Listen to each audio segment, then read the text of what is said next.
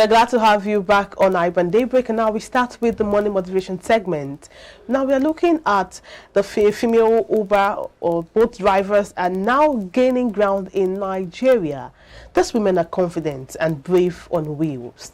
They are proud of their profession and always willing to share their story to further encourage more women to join the profession rather than staying idle and blaming the government of the day for lack of jobs. And that's the story of Mrs. Fadekemisola Toriola, who we have here in the studio. Good morning, and thank you for joining us. Good morning. How are you doing this morning? I'm very fine. Good morning. Yeah, you know my intro, the intro of this particular segment says they are courageous and brave on wheels. It takes a lot to even drive, Sure. especially when you're driving in Lagos. It takes a lot to drive people around, having to deal with a lot of persons who may not even be so polite, or persons who want going to areas that you would normally not go to on a normal day. So let's just start with you and your story, how you ventured into driving, doing the car hailing services. Okay. What actually motivated me into this was COVID-19. Okay. Oh. So yes, I was actually into some other businesses then. So then I make hair like this, then I sell it. So I actually have a friend then in UK who take this from me. I do braids, all sort of things. So when COVID-19 came, then the border was closed, so I could not send in the hair again. So things, then my husband, so I could actually not depend on his own income alone. So then eventually I decided that okay, let me go and take a car on hire purchase. So initially it was like, how will I do it in Lagos? Lagos City. So I just told him I just need encouragement. So after so much persuasion, so he actually let me. Then I went to MISS. So I took it from there. Then I started paying. I started driving in Lagos. Then that's interesting. To the glory of God. So I'm done with my payments already. So the car is mine now. That's great. That's quite that's quite encouraging as well. Yeah. Talking about driving in Lagos, you know the way they say that driving in Lagos is different from driving in other places, because you're battling with so many motorists, and you have the state of the road sometimes not being good in terms of smooth driving. So how do you cope with all of that? You're struggling, trying to tussle. Actually, driving is, there is one thing is when you have passion for something, there is no matter how difficult it is, you will definitely do it. Do you understand? So you make way for yourself. So driving is not difficult for me. I love driving. So I don't see it as a challenge, because I believe that if you want something, you have to go for it. So I actually wanted it. I want the income, so I know I have to go for it.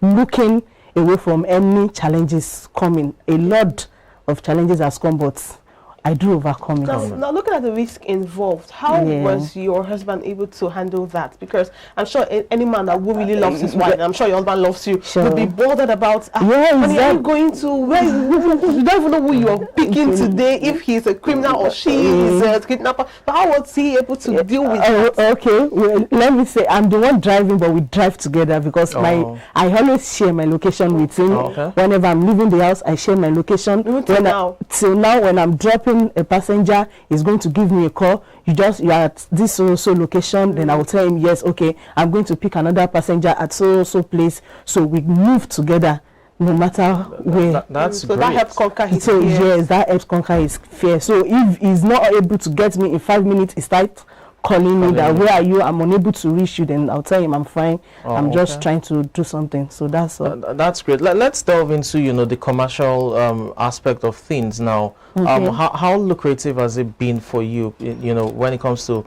car hailing services? We know quite well the state of the economy and all of that, but for you to have been able to pay off the card and purchase it outrightly, it looks quite good. Yes. So actually, let me say I'm able to pay off with the help of my husband as well, because he's also working. He's presently at Warri, working there. So sometimes it helps with the payments. So then the lucrative part of it it's not bad. Okay. Something is coming in, at least I'm not idle. Okay. I'm doing something and I'm getting some. At the end of the day, if I go out in a day, I know how much I make. You make, okay. So after then, when I make it, sorting fuel, then keep something for in case the car has any issue. So at the end, maintenance. So at least at the end of it, I still have something to myself. Okay. I don't have to depend on my husband alone. That's cool. You mentioned something about fuel now, you know, having to address that. So the question will be, during the fuel scarcity period, how did that affect business? You know, you had to queue for days to get fuel. Actually, okay, then, no, okay, I have somebody that gets fuel for me. So I get my fuel down. So it was actually an advantage for me then, because so many people could not drive their cars. They have their cars parked, so there was mad surge. So going out, I was actually making a lot of money. So before I get home, I'll get fuel already. So I just turn into my car, then I move. Let's look at looking at the traffic situation in Lagos. What would you say? How did that help, or how did that become a disadvantage, or would I say an advantage? Because when you open the app of the hailing services, when there's traffic, the surge becomes higher. But the drivers will also complain that they don't want to go to such particular place because of traffic. So does it affect the productivity of the person who is involved in the business? Yes, definitely. It is. When there is traffic, there are some areas as a driver that we avoid. Even when the money is high. Even when the money is high, because eventually you realize that what you are getting and the fuel you are using and the time is not working together. So just avoid. As myself, I avoid, in short, I've been avoiding beggar side for a very long time now because of the traffic. So once there is traffic, it's actually not helping at all. And areas that their roads are not good as well, because it affects the car. So we have to, but at least we still try to augment it. Still adding to that, what about the percentage given to the company that owns the for instance, a boat company? What's the percentage, and is it something that is worth it? Do you have your gains after the whole day's trip? Yes. The percentage is, to me, I don't know, maybe it's because of my own determination. I don't see the percentage as my own barrier, and I don't owe them. Well, what's it like? This percentage I think is about 20%. Okay, so of every trip. So if you have 2,000 naira, you give them 20% of the 2,000 naira. That's 400 naira. 400 naira. Yes, I give them 400 naira. So. And I'm okay with the rest. Okay, let's talk about customer relationship. It's something that that has always come up with hailing, commercial hailing services, especially when you have the younger ones. You're a wife, you're a mother, you're an elderly person, and you probably pick up a younger customer who is either lousy or saucy or what have you. How do you deal with such scenarios? Okay, one thing is, before I leave the house in the morning, my goal is what I want to make for the day. Do you understand? So I have actually come across a lot of young people, even adults. I had a scenario at Omole also. I carried a young man, and the wife. Maybe the wife of fiancé. When we got to the gate, he called him to come and open the gate. So, but he was still inside the car. So on getting there, she was like, "Oh, a woman brought you home. All this." She started banging my car. I was like, "No, I was showing her my app. I'm a boat driver. I don't know him." In fact, she wasn't listening. She was just shouting. So that is one of it. So all these girls, when they come, no matter how rude they are, I try as much as possible to be polite. So eventually, when they realize that this person is not even on the same time with them, they come down. But sometimes it could actually be embarrassing, though. Yeah, it is embarrassing, but I don't. Which business doesn't have their own disadvantage? Exactly. None. So it is what you are gaining from it that is your own. That is what you are looking into. So most times I don't just look into whatever they are saying. So I just look up. But I'm actually lucky that, let me say, 70% of people I have carried, they're always good. And they always like it. So, "Oh, I'm meeting a female driver for the first time. Wow, how do you do it?" They start talking to me, asking me several questions. So I tell them, it is, I don't see it as stress. Yeah. I enjoy doing it because whenever you see me, I'm always smiling. Okay. You don't see the stress. It's obvious. You don't. Let's look at getting the vehicle. A lot of women are also looking for things to do, and this is not even an excuse to be at home now. You have broken the odds. So getting the vehicle, you said you had to go to get a vehicle and make sure. So what's the percentage? Because if you want to buy a vehicle with your money and having to get and pay instrumentally, you always pay higher, right? Yeah, sure. So what was it like, and how were you able to assess these people, get a vehicle, and what's the percentage compared to buying street? It was almost 50%. Okay. Oh, wow. Yes, almost 50% interest. So I was able to get, when I actually got the location of where they are, I went there, I spoke to them, I talked to them about it, that I want this. So they told me their requirements. I don't have it, so I have to bring in my husband. Okay. I told him that he has to fund for me to get the car out, which he did. So he was the one that got the car out. Okay. So guarantors, all those stuff. So we provided everything. Then we got the car. Okay. So then I started driving. Let's still talk about the challenges of the job. Sometimes it's beyond the issue of traffic, fuel scarcity, or very rude and disrespectful customers. There's also the place of the road map, the road network in Lagos. Yeah. You have a customer who is going somewhere and you're not so familiar with that access. You probably rely on Google Map and you are taken to a particular location and all of that. How have you dealt with that? Have you experienced it, and how have you dealt with that? Yes, I've actually experienced it. I've experienced moving from one circle to another. As we've been a place, I've just been going round and round, and Google Map was just directing me to go like this. I will go, it will still bring me, and I realize I'm still coming back to the same spot. So what is happening? Do you understand? So in a situation like that, before we start our trip, I do tell my drivers I don't know much road in Lagos, in Lagos, but I use my Google Map. Okay. Do you understand? And so far the Google Map has so good to me, so they'll be like, okay, let's go. Okay, I know, I'll try to. So we just move together. So I just make sure I build relationship with my customers before we start driving. So eventually, when we are stuck in a place, we don't start arguments or start having issue. So just good to go. All right, let's talk about balance. You are a mother, you're a wife, and motherhood is a full-time job. Being a wife is already a full-time job, and you're still a career woman or a businesswoman, because what you're doing is business.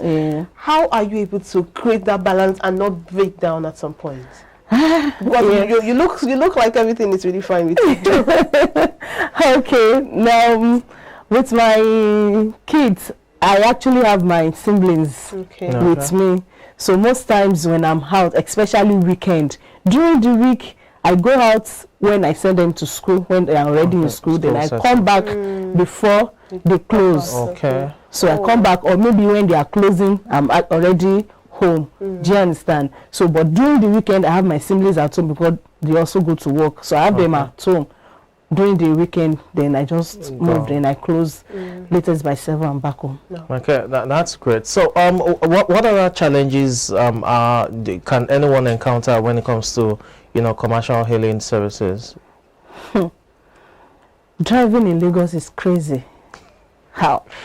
Driving in Lagos itself, it's a very crazy one, because if you don't actually know how to drive in Lagos, one of the challenges is when I started first, they batch my car from the back, from the front. I just have to go and repair it. All those you repair this week, the following week they bashed it again. So one thing is you have to just avoid all this yellow commercial bus, because the way they drive, it's killing. All right. Okay, as we wrap up, I can relate to what you're saying. But as we wrap up, let's talk about the law enforcement agents on the road.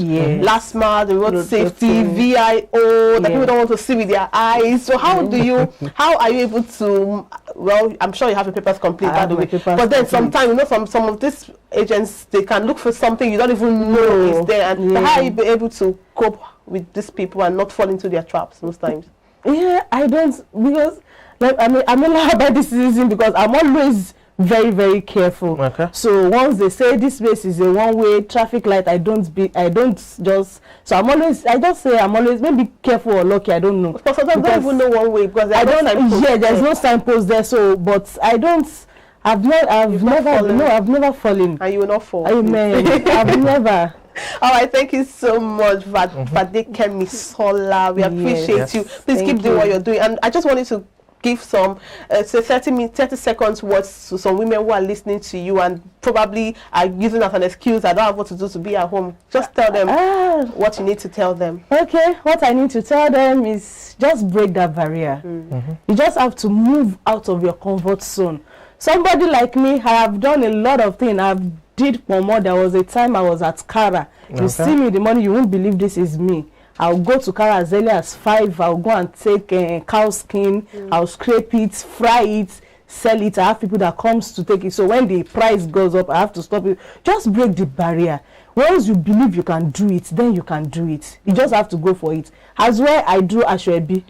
I do ashwebi for events. I do souvenir for events. So when you just call me, I'm just a call away for it as well. So just believe you can do it. Once you believe you can do it, then you can do it. It is just for you to you just need to take that step.